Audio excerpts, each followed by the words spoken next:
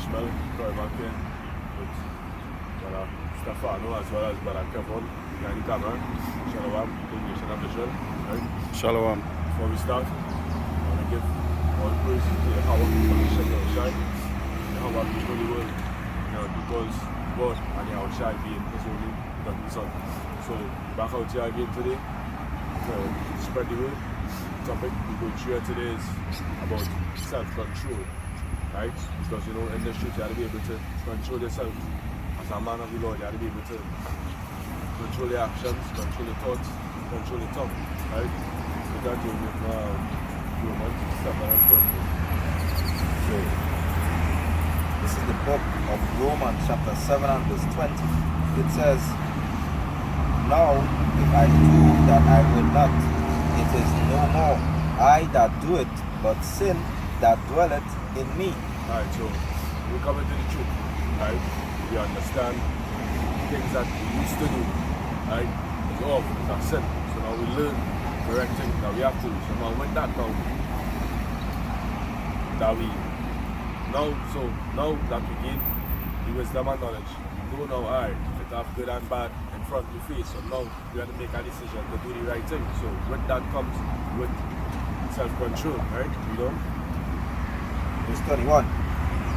"I find then a law that when I would do good, evil is present with me." Right, so according to the law, right? If we keep the law, that would be us being righteous, right? But then evilness in front of us, therefore we know, alright, to talk is a sin, breaking the Sabbath is a sin. But now we know keeping the Sabbath is righteousness, right? Keeping the law on what we should and shouldn't eat is righteousness, right? Therefore, when we want to do that, therefore demons will come at us as in, alright, you're not supposed to eat the pork, but demons come and say, hey, take a piece, eat the pork. With that comes a lot with self-control. So now you want to be able to control yourself to say, alright, according to the law, I'm not supposed to do this and cut off that spirit, right? Verse 22. "For I delight in the law of God after the inward man." Alright, so, Verse 23. "But I see another law in my members, warring against the law of my mind, and bringing me into captivity to the law of sin." Right, so it's like a war. Right, so you know the truth, and demons coming at us, right? As I tell you, in Sirach 2, right? If you come to serve the Lord, you go and have a lot of temptation, right? So therefore, it's like a war. You know the truth, you see an evil, right? Demons coming at us, so it's like a pull and tug right through, right? So we have to be able now to fight and to control yourself, to stay in spirit, so we can keep this law, statutes, and commandments, right? Give me Zechariah 3 and verse 1.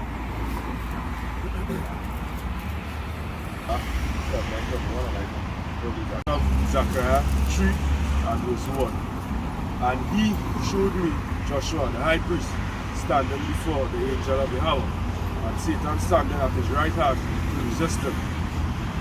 So, see there, we have an angel of the Lord, and then Satan on the next side trying to resist him. So, like in them movies, right, they will see an angel on this side, and then a devil with a little pitchfork and whatnot on the left side, right? And both of them talking in the ears, right? So therefore, that's just about doing the right thing, and self-control comes into place, right? Because you know, according to the law, this is the right thing, and then you know what evil look like, you know what sin is according to the law, right? Read it on. "And Yahweh said unto Satan, The Lord rebuke thee, O Satan. Even the Lord that had chosen Jerusalem rebuked thee. Is not this a brand plucked out of the fire?" Right, so we now could rebuke these spirits, right? Therefore, anytime we feel like we're being tempted and had to bring in some sort of self-control, we could rebuke these spirits and retain ourselves, right? Reading on. "Now Joshua was clothed with filthy garments and stood before the angel, right? So, in other words, the key point here is how the angel was on the right side and then Satan on the left side trying to resist them, right? Because we're trying to do the right thing, but then these demons are trying to hit us, right? So this is the book of Mark 7 and verse 21. So it says, for from within, out of the heart of men, proceed evil thoughts. Alright, so from your mind will come evil thoughts. So again, disrespect, self-control comes in, right? Real. Adult thought proceeds evil thoughts, adulteries, fornication, murders. Right, so from your mind, these things come up in your mind. Right, so that's why I say from the beginning, you have to be able to control your mind, right? As much as you could control your actions and your tongue, right? Thefts, covetousness, wickedness, deceit, lavishness, an evil eye, blasphemy, pride, foolishness. Right, so you see, all these evil things come from the mind as well. So therefore, if we can't control ourselves and we let these things overtake us, we'll sin and go off and we can die. Right? After that, you'll get Romans 6 and 6. Right? All these evil things come from within and defile the man. Then I remember. I got the 1 Samuel. Right? So it's the book of 1 Samuel 2 and verse 3. It says, talk no more exceeding proudly. Let not arrogancy come out of your mouth. For Yahweh is a God of knowledge, and by him actions are weak. Right, so apart from controlling yourself, actions are coming. Right, so you can't say you want to serve the Lord and you want to control yourself, right? But you're not doing that and you show that. Therefore, if you know, alright, you get temptations with certain spirits, like we say, like on certain apps and these kind of things, right? The action now, are you showing that you can control yourself? Alright, I will delete this app, come off the phone at this time, right? I'll go and read anytime I feel that spirit coming around, you understand? So bringing the action now to show that you can actually control yourself, right? So that's it, right? Again from the top, it says, talk no more exceeding proudly, let not arrogance come out of your mouth. For Yahweh is a God of knowledge, and by him actions are weak. So again, we have to show the actions, right? In other words, for the Lord to deem us worthy, as well as, faith. As faith without works is dead. So therefore, you must bring some kind of work with your faith. So therefore, you see here, the actions are weak. Bring out. So this is Romans 6 and verse 6. Knowing this, that our old man is crucified within him, that the body of sin might be destroyed, that henceforth. Right? This is Romans 6 and verse 6. It says, knowing this, that our old body, that our old man is crucified with him. Alright, God, so this. Alright, so God, you want to crucify that old man, kill that old man, right? In other words, before we used to go off and sin, right? So now that the truth, part of self-control is killing off that old man, you understand, and doing what we know is right according to the law, right? Here we are, 2 Corinthians, this is the book of Sirach 27 and verse 3, right? So this is the book of Sirach 27 and 3. Unless a man hold himself diligently in the fear of the Lord, his house shall soon be overthrown. So, next part of being able to control yourself is fearing the Lord as well, right? Because if you do fear the Lord, you would not control yourself. Therefore, growing up, if your parents say, don't do this, right? Because why? They're jealous, and if you do it, they would punish you. So therefore, you fear them, right? Or you fear punishment. Therefore, they would control yourself not to do that, right? So the next thing is, if we know what the Most High can do to us, right? And we fear, alright, we can die. We fear that he can punish us, right? Therefore, he say, don't eat pork, don't break the Sabbath, these kind of things, understand? They would not do it because why? Fear what could happen to you. So it say, unless a man hold himself diligently in the fear of the Lord, his house shall soon be overthrown. So, in other words, the house could be like the household and the family as well as you, right? So we know this flesh is a house for the soul, so therefore, right, you don't hold yourself diligently and you fear the Lord and you start growing up, right? Because you don't fear the Lord, so you're doing what you please, right? And you start growing up and you kill you, you understand? And destroy it, right? Destroy this house, right? So, an next part of being able to control yourself is fearing the Lord. You don't know? Right? So this 2 Corinthians 13 and verse 5. It says, examine yourselves whether ye be in the faith. Prove your own selves. Know ye not your own selves? How that Yahushua Mashiach is in you, except ye be reprobates. I can. So, and the next part of being able to control yourself is examining yourself to say, alright, I'm going off in this aspect. So okay, I'm going off in this aspect. I could do better in me then. I could study longer. Right? I could assist brothers and check up on brothers more often. So to examine yourself, see, alright, we are going off, which part needs to improve. Well, this is part of self-control. So now, it's like this. So now you can control yourself and examine yourself to know, alright, I'm going off here. Alright, I need improvements here, right? So the next part of controlling yourself is being able to humble down and examine yourself to see where you need improvements as well as where it's going off, right?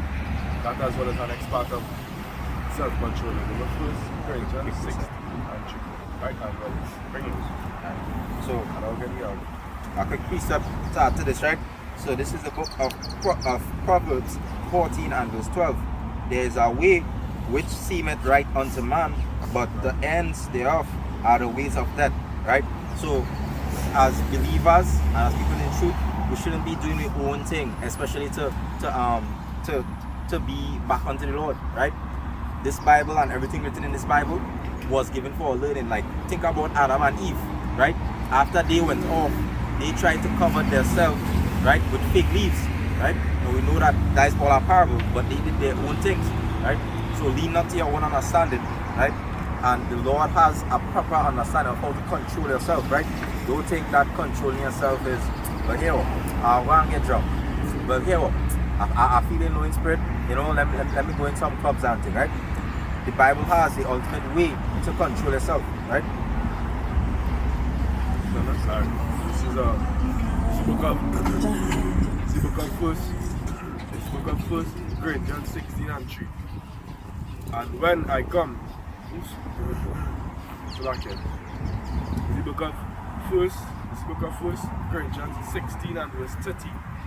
It says, watch ye, stand fast in the faith, quit you like men, right? Be strong. So in other words, you don't want to give up, right? You want to stand fast in the faith, right? You want to endure, right? You want to show out, you can control yourself and endure. Time's hard, control yourself, endure, right? That because the time hard, right? And they probably don't have anything, any house needs, and you go and check a friend, and the friend cook. I would say like a pork peel out, but you're hungry, right? And they say, but I'm hungry, I gotta need that pork peel out, right? And they then endure, right? They then pray to see if the Most High could work out something for you to eat, right? In righteousness, right? They just fail and they sit. So, in other words, it's saying, watch ye, stand fast in the faith, quit you like men, be strong. So, you don't want to be like, I get out man, just quit, alright, too hard, I done. Understand? So, you want to be strong, right? And stand fast in the faith. So, all of that is a part of controlling yourself and showing self-control, right? So this is the book of Proverbs 10 and verse 12. It says, hatred stirreth strife, but love covereth all sins, right? So at the end of the day, just like this precept, according to 1 John 5:3, right, is the commandments or the love of God that covered all things, right? So once again, you should be really seeking unto this truth and seeking unto the word of God, right, for advice, for proper counsel, to have proper self-control over yourself, right? So that is my piece of work. God, right? So This book of 1 John 5 and verse 3. It says, for this is the love of God that we keep his commandments and his commandments are not grievous. Right? So again, as brother just quoted, to show that we love the Most High, right? We gotta be able to keep the commandments. And that as well falling into controlling yourself, because you being able to control yourself, you being able to keep the laws, statutes, and commandments. Right?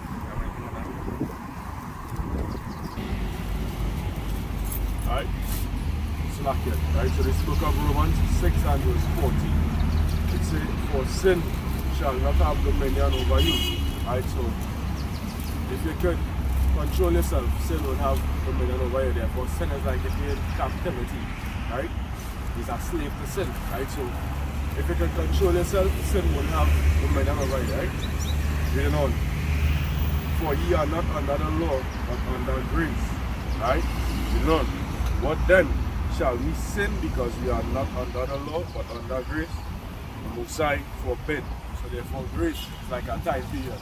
Therefore, you know, like if you're renting, right, and landlord give you, let me say, 5 days grace, right, because you late on rent or they don't have all the money yet, and you give you 5 days grace. So does that mean that you don't need to pay the rent? No, that's just a time period. They pay rent. It's the same way.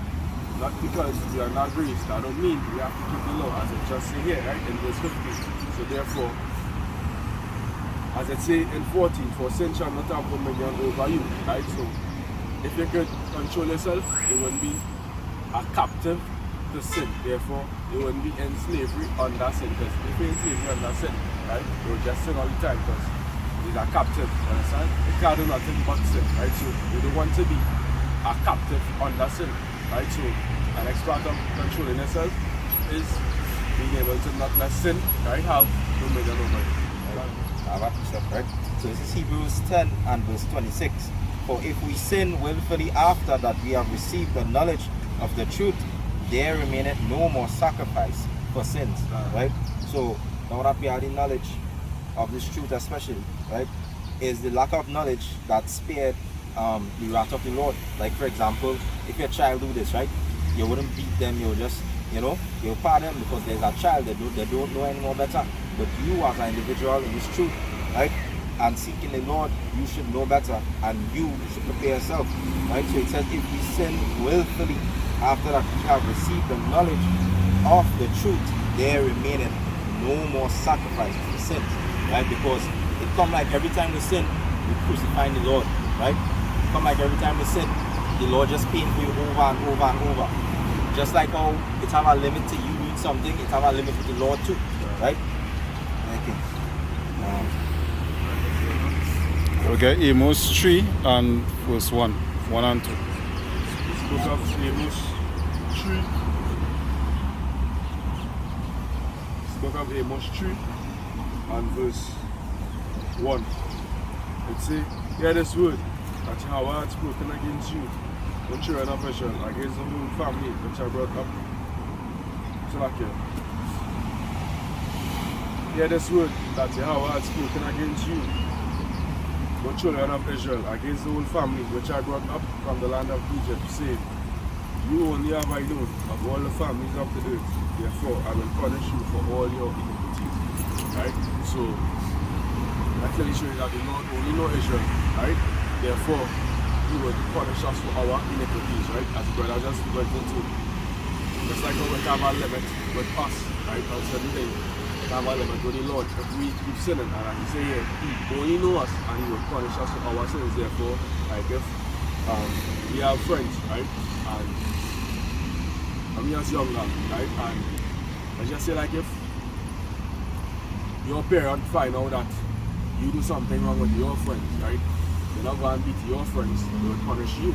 So therefore, the Lord said he only know Israel, therefore he will punish us. So as the brother said, it's like how it have a limit with us, it have a limit with the Lord. So therefore, we want to control yourself and we don't want to end up, right, being punished by the Lord, right? One more time, right? And there are two more pieces on that too, right? So this is the book of Galatians 3 and verse 10. It says, for as many as are the works of the law are under the curse, for it is written, cursed is everyone that continueth not in all things which are written in the book of the law to do them. Right? So on a deeper level, it's have a deeper level to all of this, right? It's have a deeper level to why you might not be able to control yourself, right? It's because you're living in sin, right? You're living outside of the law, right? Because the law has everything it has to basically keep you in order and keep you in a check, right? So certain things might happen in your life, such as anger spirits, such as tribulation, such as, you know, wherever it be, it happens because you are outside the law, right? This is Galatians 5 and verse 17. So it says, for the lust of the flesh lusteth against the spirit, and the spirit against the flesh, and these are contrary the one to the other, so that he cannot do the things that he would. Right? So you know that at the end of the day, everyone has a conscience, right? And it's your conscience that you have to fight in order to do things, right? Like for example, you have times where you don't want to study, right? You want to be on fire, but you know, but you're tired, right? Might have times, you know, well, you're hungry now, and just as the brother went through with eating pork and thing, right? You know, your spirit know that, well, hey, I'm not supposed to be doing this, I'm not supposed to be eating that, right?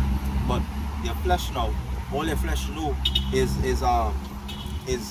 what it's programmed to do, right? Because then and like the book of Ecclesiastes 3 and verse 18, it says men are beasts, right? Our flesh are beasts.